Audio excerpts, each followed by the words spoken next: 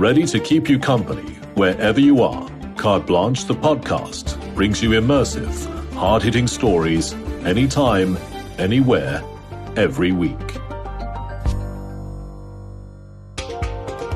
Winter is in our rearview mirror, and we're starting off September with another jam-packed episode of the WholeWeek Wrap with Daily Maverick and Carte Blanche. Coming up in today's show, a devastating fire in Johannesburg leaves over 70 people dead, but could it have been prevented? From crime stats to crime wardens, it's bad news all round for Gauteng residents. It's been 3 months since they've come to exist, but we don't really know if they're having an impact at all, which is huge. A vote mired in controversy. Why is government keeping quiet on the Zim elections? Another political party is launched. This time, Ace Magashule is ready to, act. And another shout out to Gift of the Givers. Let's get into it. Welcome to another episode of the WholeWeek Wrap with Daily Maverick and Carte Blanche. I'm your host, Lizanne Janse van Rensburg, and with us today is Daily Maverick journalist Nonkululeko Njilo. Thanks so much for joining us this week. Good morning, Lizanne, and a very good morning to you and your listeners. Thank you for having me. So, let's get straight into our first story. Last week, an early morning fire at an abandoned but hijacked building in Johannesburg left over 70 people dead. You were on the ground on the day. A very tragic story, Lizanne. We went to the scene hours after we were made aware of this fire that had broken in the early hours of Thursday morning. So on arrival, we were met by a number of dead bodies that are still being retrieved from the building. We were met by, women crying uncontrollably because they had lost, children, that lost loved ones, relatives, that lost husbands. It was really somber. We had people who were really just looking and trying to find their relatives. They were trying to grapple with, is my relative one of these dead bodies or not? It was really quite sad. This 5-story building, it was housing more than 200 families, and it was one of 57 hijacked buildings that had been identified by the Joburg Property Owners and Managers Association. So it's been on the city of Joburg's radar for years. How did we end up here? I remember we had a few fires. The warnings have been there. There have been reports on these buildings posing a serious risk. That's a really interesting question, Lizanne, because this building had been used more than 5 years ago. It was leased to the Gauteng Department of Social Development. So after the lease came to an end, it was basically abandoned. After that, it was hijacked. So at around 2017, 2019, a bogus landlord was jailed for illegally collecting rent from tenants in that building. More than 140 undocumented foreign nationals were also arrested or moved from that building. So instead of the city then, taking over this very building, they left it at that. And now we had 200 more families going back to illegally occupy this 5-story building. So that's when it started, basically. So we have someone that most of these tenants know nothing about. They are middlemen who collect the rent, and it's been going on for years. The city started blaming NGOs who were trying to prevent the city from evicting these families. The NGOs essentially called these illegal evictions, primarily because whenever an eviction is meant to happen, these families are supposed to be moved to new housing. And obviously there is no additional housing for these families. So where do you move them to? Therefore, you can't evict them legally. Surely the responsibility ultimately lies with the city. Yeah, absolutely. So yesterday I spoke to the MMC for Transport, Kenny Kunene, who briefly served as the executive mayor for one weekend sometime in May. So on top of his agenda at the time were to tackle hijacked and illegally occupied buildings. And there was a lot of backlash around that. And I've asked him, so what is the solution? Because surely you have the responsibility. And, he said, or rather gave me some interesting solutions. So he says, we need to amend the law on evictions because as it is, it protects criminals and requires those who have been wronged to spend money on legal fees. So in this case, I'm assuming he says the city is being wronged because this building belongs to the city. Yet those who illegally occupy these buildings are being favored by the law. And he also says the city needs to look at mass deportation of illegal immigrants who are staying in these buildings, which is not entirely true, Lizanne, because we have South Africans also in these buildings. So he says we must arrest and mass deport all of them. And only then we are likely to see a cleaner Johannesburg that is able to, use these buildings to generate some sort of revenue. Speaking of solutions, there's already been mention of yet another commission of inquiry. And I personally feel we don't need it because there have been many reports over the years on the decay of inner city Joburg. The information is already right there in front of them. The city now needs to take action. They need to find ways to prevent similar tragedies and finally acknowledge that essentially it has failed in its duties to properly maintain and manage city infrastructure. They can blame all they want. They need to start fixing Joburg inner city. This must really serve as a wake-up call to say we have failed. What can we do better? Where to from here? We have established commissions of inquiry before and they've not done much for us other than to take from taxpayers' monies. So really they should be looking at doing things differently, and part of doing things differently is not blaming civil society organizations. Instead, they should sit at a table and say, this is the situation we are confronted with. How do we resolve this, as humanly as possible in a way that does not put us on the wrong side of the law? Crime stats. It's become a phrase enveloped in misery and concern, and the first quarter figures for Gauteng are no different.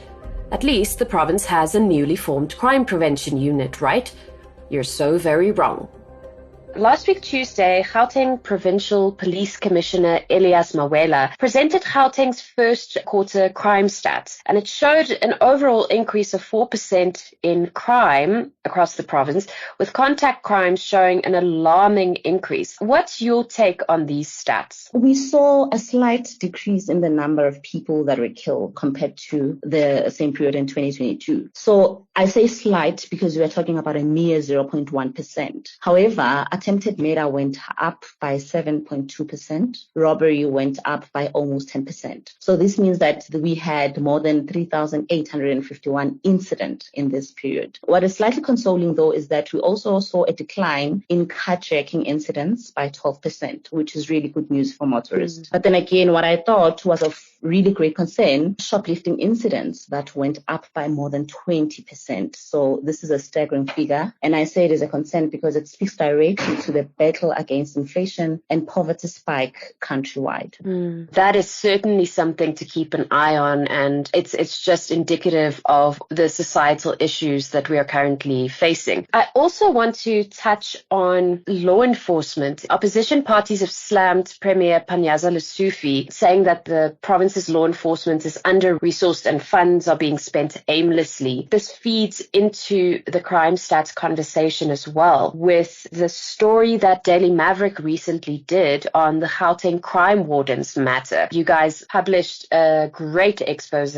which found that the 6,000 strong crime unit known as Amapanyaza was possibly set up and acting unlawfully. I mean, that was quite shocking to hear. Could you quickly walk us through this latest scandal? You would recall that these wardens were recruited in an attempt to bolster crime prevention efforts around the province's 142 police stations. What this investigation has revealed is that, due processes were possibly not followed in the appointments. These people were given more powers than they should have been, and there is insufficient oversight to prevent them from abuse of power and brutality, a problem that is already rife in this country. Another issue that we saw with this piece was that the Amapanyaza fall under the Department of Community Safety in the province, which had its 2023-2024 budget increased significantly to more than 2.7 billion. So the Amapanyaza as an entity alone, we allocated more than 1.5 billion, which is scandalous if you think about it, because a lot of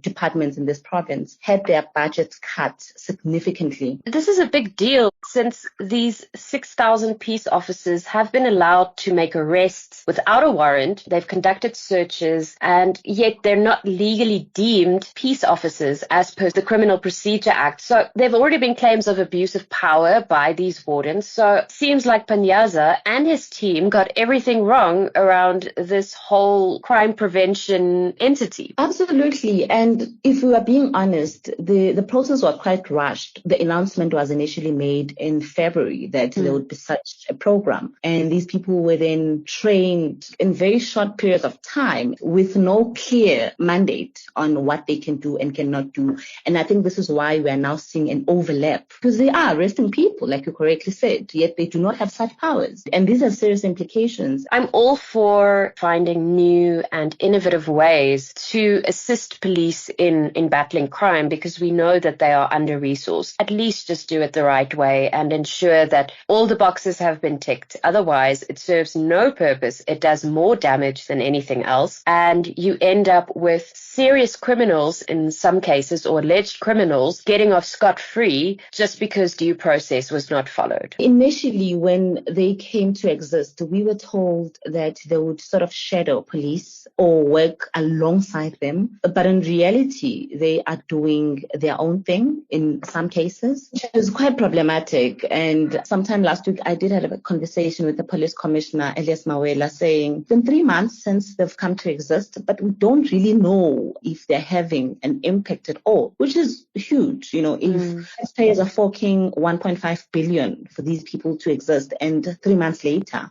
we don't even know if they're having any impact at all. That is shocking. What an admission. ZANU-PF leader Emmerson Mnangagwa reigns victorious once again as the Zimbabwe elections come to a close.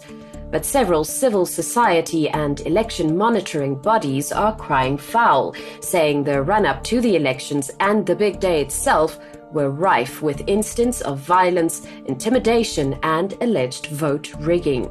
So, why is SA government keeping mum?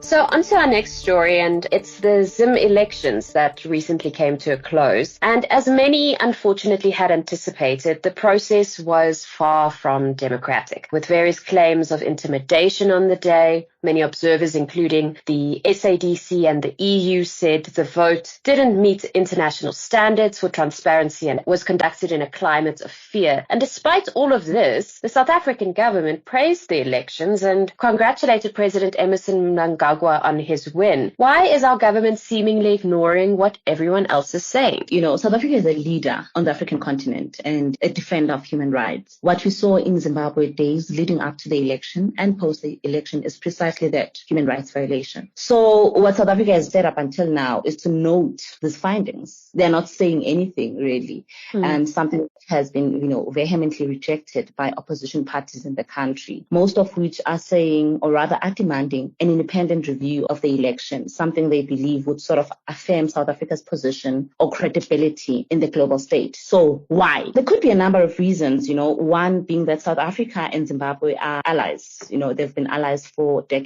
A political analyst I spoke to said this is because of the pro-African ideology that the government has sort of adopted. I understand that Zimbabwe is an ally and therefore they must be supported in some way or form. But at what cost? Because it doesn't look good for democratic countries such as ourselves to just blindly support countries that are clearly going against our democratic principles. It doesn't look good at all. And I think this is why there's a lot of outrage among opposition parties, which, has been saying, do something, say something, because this does not align to our principles as South Africa. There seems to be no appetite at all from our government. In fact, I've even tried to canvass the views of the ruling party, the ANC. And can I tell you, I have not received any joy in getting responses. They keep saying, no, we will make our position available as soon as we have met. Like they keep coming up with all sorts of excuses, which just makes matters worse. There's certainly no shortage of political parties in South Africa, with over 1,000 parties vying for your vote both nationally and regionally. So what's one more party in the grander scheme of things?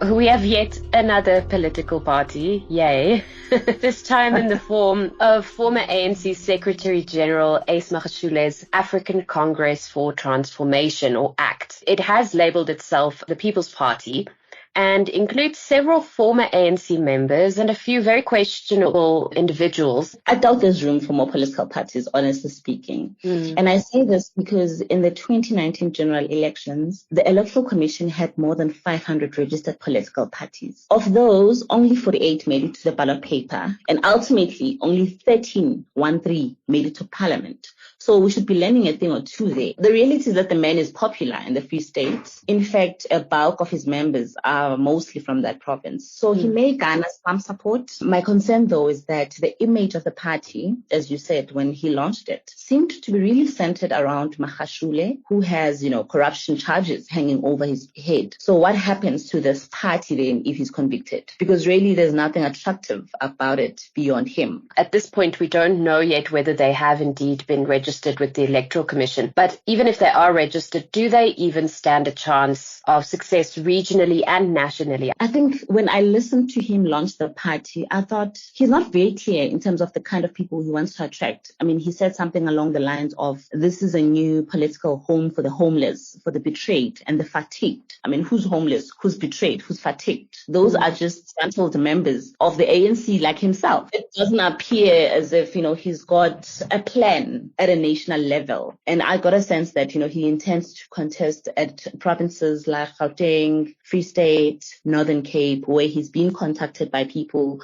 or mostly disgruntled ANC members to join him. As you've just said, it's very unclear what their policies are, but maybe we'll have a bit more clarity on that following their conference that I believe is planned for later this year. But for now, the party's promises are sounding like more of the same.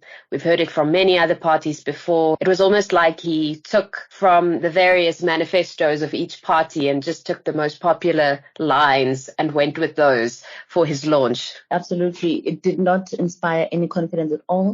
It was not something we have never had before. And it is just really a typical move, considering that he's kept the country waiting for the longest of time following his expulsion from the ANC. It was just a matter of getting a sense of what he intends to offer, which was really nothing out of the ordinary. As we've come to expect from the Gift of the Givers, the aid organization once again raised its hand to assist those most in need. This time, they were one of the very first to provide much-needed support to the Joburg fire victims. We reflect on the amazing work they do.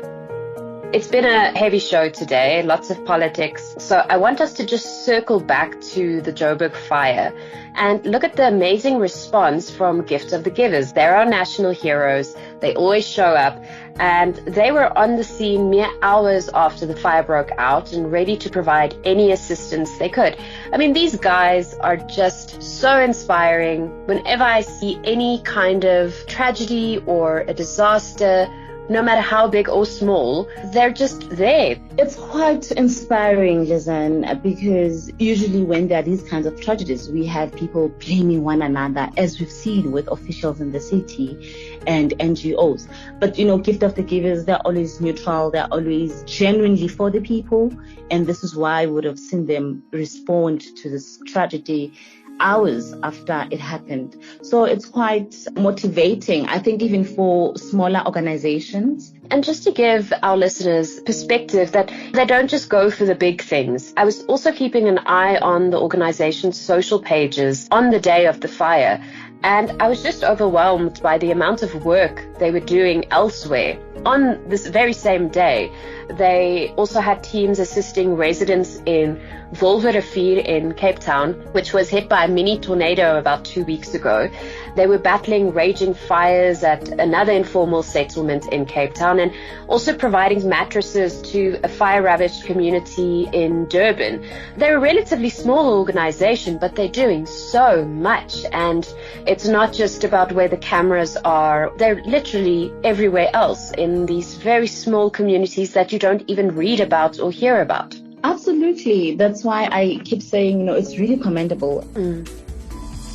Well, that brings today's Whole Week wrap to an end. Thank you so much for joining us. It's been lovely chatting to you, and I'm so happy to have yet another Daily Maverick voice on our show, and I hope we get to chat again very soon. I hope so too. Thank you so much for having me. And that's a wrap. In case you missed any of our previous chats with Daily Maverick, you can find them all on Carte Blanche, the podcast, available on Spotify and all major podcasting platforms.